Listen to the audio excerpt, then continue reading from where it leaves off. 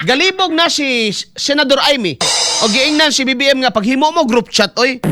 Kay kami nga mga magbabalaod galibog na ninyo. XFM Katropa. Oo nga, nakakalito. At nakita naman natin sa kalsada halos walang tao kasi akala may fare hike. Biglang inatras na naman. Ano ba talaga? Wala ba kayong GC? Nakakalito.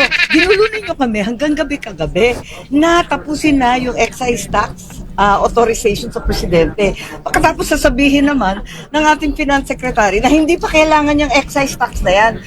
GC please, hilong-hilo na kami. Nakakalito. Alright, okay na dong. XFM Katropa. Ang gihimo sa tong gobyerno karon hinabang ayuda. Kining excise tax mga katropa, pag kani mapatuman nga ma-suspend usa, matabangan ta. Ako, ikaw nga dili makadawat og ayuda nga gatubil, matabangan ta kay at least man lang mga igsuon, ang imong 100 kung kuhaan nag 6, 94 na lang, at least 94. Napay mabilin 6 na to mga igala. Per liter, no? Mo ubos-ubos gyud ang presyo.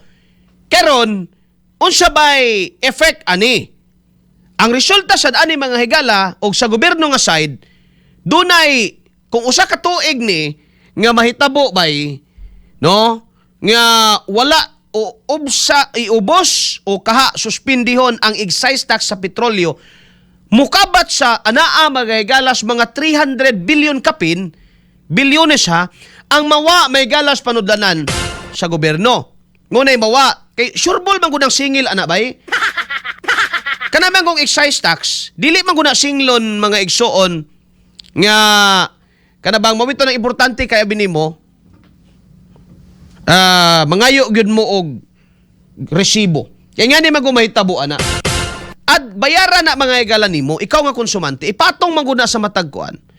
Unya ipatong na ni tag-iya o ni gasolinahan para ikay magbayad, sila pod gabayad sa gobyerno, mga kaigsuunan. Pero magbase na dito kung pila sa imong nabaligya. Pangutana karon, unsay pa matuod nga nakabaligya sila, naay resibo, sales invoice. Bullseye. Bullseye. Kay lahi naman ron, no? Kuan naman ron, kining, di naman OR tawag nila. Sales invoice kung namaligyag commodities. Lahi sa dong sa services. No? Sales invoice. So, kanang sales invoice, i-report na, ngadto may galas BIR, kana may quarter, ana may soon nga, reportorial mahitabo. Pinaagi sila mga bookkeeper. I-report na ngadto sa BIR, nya diha may baw ano pilay bayron nun, so bay may gala sa resibong nalaksi. Na may numero ang resibo, no naka-sequence man na. Ang pangutana karon, daghan pod baya sa ato mga kaigsuonan magpagagasolina di mangayog resibo. Ako mangayo jud kog resibo kung magpagasolina kung ano man. I will make it sure nga nagbayad kog buhis. Siguradoon ako nga makita na ko nito gikreditan na VAT jud akong gibayaran. Kadto na paggasolina ko to naging adlaw, nagpatubil ko to naging adlaw, wa na jud ko na ngayong resibo. Oh. Nya kay kaila naman to sa ako to akong ginatubilan. Nganong di ka mangayong resibo sir nako para way kawaton si Marcos.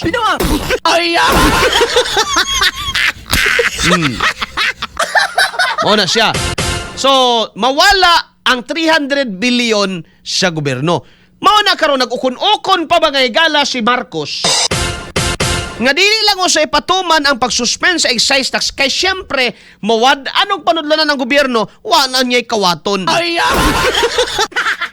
Okay lang unta mga higala kung ang iyang tumong tinguha nga mahadlok kay wa na iserbisyo unya mga higala kung mahadlok kay hala paingon na ra bang eleksyon wa na tay kapundo ani dali apod na huros yung malita kadaghan ato. Alas 8:20 na may galantag na sa ato ang pagpanagumanoban Andres may galas tulumanong bullseye.